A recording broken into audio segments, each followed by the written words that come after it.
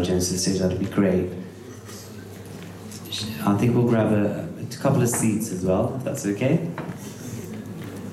That's fine, no, Richard, you don't need to see community leaders.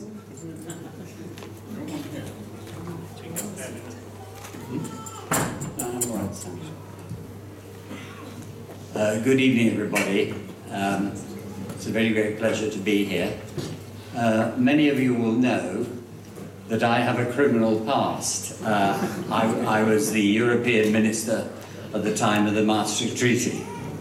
But I have gone on a bit. I'm now an investment banker in the city, so getting better. But one of the proudest and nicest things that's happened to me in my life has been to have been the Member of Parliament for Watford. And the Muslim community remains warmly in my mind for one specific reason.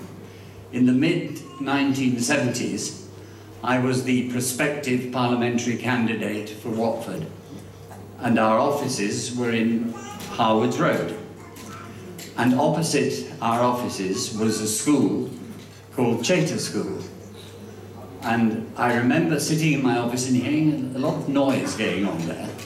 And I looked out of the window and there were all sorts of people there, but obviously none of them children at the school.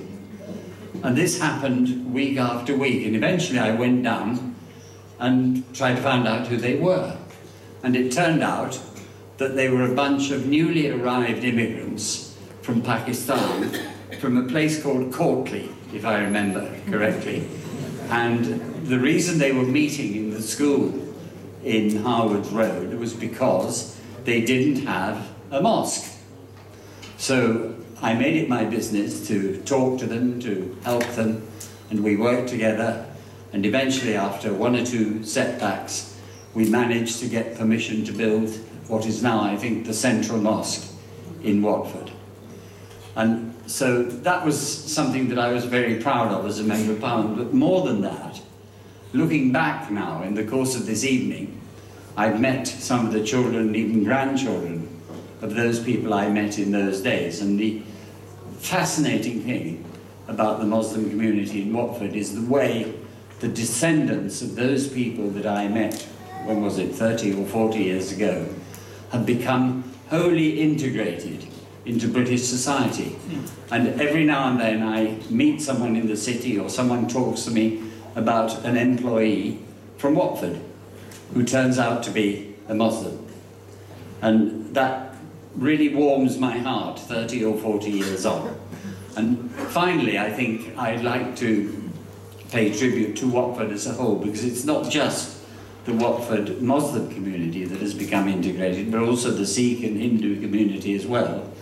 And I think I should pay tribute, first of all, to Watford Borough Council and to the two political parties, the Lib Dems and the Labour, who dominate that council, for the way they have cooperated, not just in this particular project, but in the wider way. And Watford, at the same time, I must say, looking back at my career as a Member of Parliament, I used to think I'd been a fairly competent constituency member, but that was until I came up against Harrington here, who not only introduced me into this particular project, but I just give anybody some advice: never get in the way of Richard Harrington if he's chasing up something on behalf of one of his constituents, or on behalf of Watford as a whole, because he's absolutely relentless and he pesters me all the time.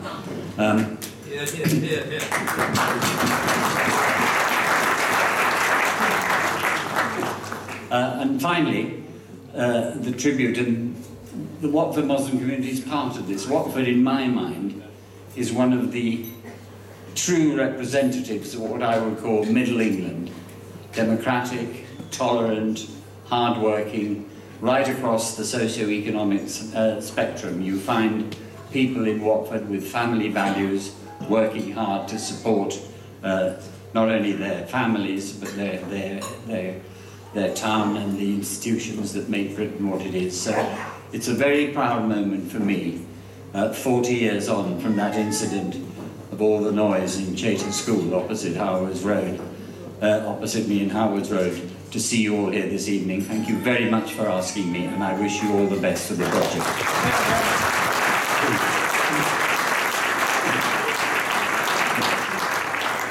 Thank you very much, Tristan, and I think Watford owes a lot to Lord Garel-Jones and everything that he's done. Ladies and gentlemen, tonight's nothing to do with politics, it's just coincidental there's an election here, but I would like to take the opportunity to welcome here tonight the Labour candidate, Peter Ostrowski, who, would you mind standing up, Peter? Sorry. We're both, Chris, I beg your pardon, we only met tonight, but I think everyone should know you're here, and you're very welcome, and you are as tall as me. Thank you. And Ian, where are you? Ian, would you like to stand up? This is Ian Stokesbury, he's the Liberal Democrat candidate. Thank you. And I think, ladies and gentlemen, that's enough politics for tonight. I'm delighted to say we don't have the UKIP candidate here. But no, we're here today. Imran, Zahir, you too. I mean, what you've achieved with the sisters, who keep quiet usually, and I'm very pleased to see tonight the prominence that you've had. But I'm proud to call you both friends, and I'm proud to be associated with this, along with Dorothy, who I know wanted to be here but couldn't. And to have roped in two such important people with red ermine, and thank you on behalf of Watford. I'd like to thank you very much for coming here tonight. Ladies and gentlemen, when I was in, as you mentioned, in Courtley and in Mirpur, Watford is, people know Watford.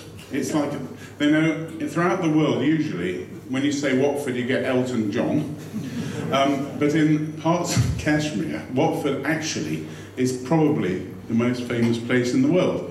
A few mention Slough, but we don't talk about that. But it's what we do in Watford. We all get on. Yeah, we oppose each other at election times, and sometimes people disagree on things. Well, fine.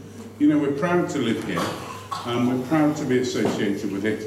And here's to the Watford Muslim Youth Centre. Thank you very much. Thank you very much. All kind words, very kind words. Thank you so much.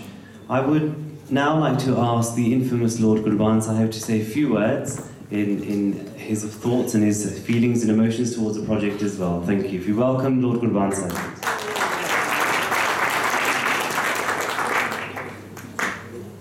أعوذ بالله من الشيطان الرجيم بسم الله الرحمن الرحيم. Ladies and gentlemen, Assalamu alaikum and a very good evening to you all. It's my pleasure to be here today supporting a Muslim youth centre. Let me tell you that I started youth work when I was a youth, and I'm proud to say I was able to set up or help to set up a project back in 1980 in the northwest of England, a town called Rochdale, and the place is called Kashmir Youth Project. I'm pleased to say that project is still up and running, and I'm one of the founders.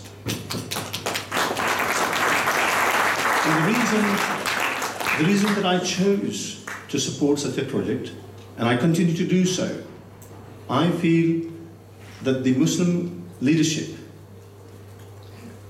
although they've done marvelous other things, they've achieved a huge amount of building mosques, running mosques, community centres, but somewhat, I believe, they've not been able to keep the pace when it comes to young people.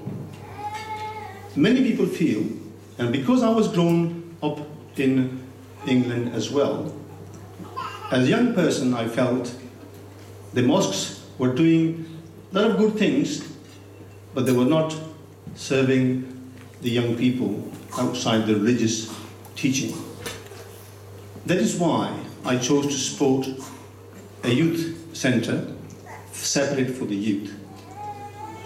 And most of my working life I have spent as a youth worker or support worker for the youth, for young people. So I understand the problems of the youth, and particularly Muslim youth. And I am disappointed when I look into our community throughout UK. that we are far greater, our young people are far greater in numbers in prisons than our percentage in the population. That is a very sad state of affairs.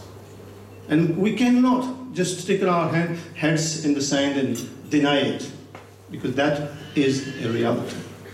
And on the other hand, we have not as many, much fewer, but nevertheless, extremists on the other side, who leave the mainstream Islam